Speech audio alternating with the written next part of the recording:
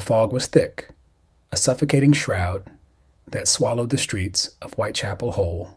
It clung to the alleyways, curling around gas lamps, muffling footsteps.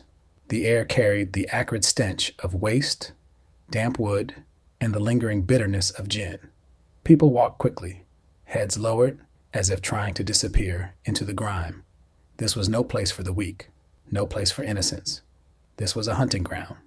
I was new to Scotland Yard, fresh from the countryside, unprepared for the horrors lurking in London's darkest corners. The city felt alive, watching, waiting.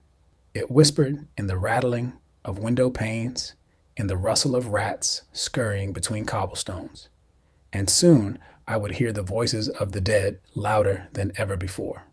Before dawn, Marianne Nichols was found sprawled in Buck's Row. The flickering glow of a street lamp illuminated the horror. Her throat slashed deep, her abdomen cruelly mutilated. The blood had dried, forming dark rivulets in the gutter. No robbery, no struggle, just cold, deliberate butchery. Fear gripped the streets. Women huddled together, whispering prayers, afraid to walk alone. Men, usually indifferent to the misfortunes of Whitechapel's destitute, now eyed every stranger with suspicion. But fear did not stop the killer. It only fueled him. Then, another body. A week later, Annie Chapman lay in the backyard of 29 Hanbury Street. Her throat was cut, her body torn open with surgical precision, organs removed. This was not the work of a frenzied madman. It was methodical, practiced. A witness claimed to have seen a man in a dark coat speaking to her before dawn.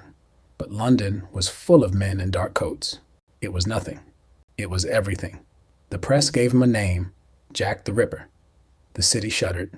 Then came the letters. How can they catch me now? I love my work and want to start again. You will soon hear of me with my funny little games. The words dripped with mockery, as if he relished the fear he had inspired. Panic spread like wildfire. Speculation ran rampant. Was he a doctor? A butcher? A nobleman with a taste for blood? Everyone had a theory, but no one had an answer. And Jack wasn't done. On the last night of September, Whitechapel awoke to fresh horror. 2 victims, one night. Elizabeth Stride was found first.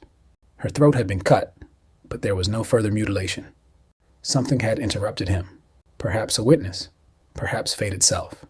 But Jack was not a man to be denied his pleasure.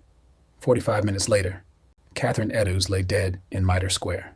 Her face was mutilated, her body torn apart with chilling precision. A kidney was missing. Nearby, scrawled in chalk, a cryptic message. The Jews are the men that will not be blamed for nothing. A warning? A taunt?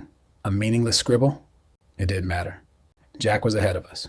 Always ahead. Then came November. The worst of them all. Mary Jane Kelly was found in her room at Miller's Court. The scene was beyond comprehension. Blood stained the walls, pooling on the wooden floor. Her body, no, what was left of her was a grotesque display of carnage.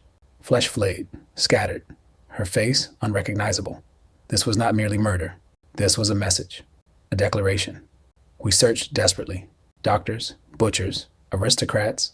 No one was above suspicion. Some believed he fled to America. Others whispered that he had taken his own life. Theories flourished, but the truth remained buried in shadow. Then, nothing. Silence. The killing stopped. But fear did not. Jack's shadow lingered over Whitechapel. A ghost that refused to fade. The case went cold, but the whispers never ceased.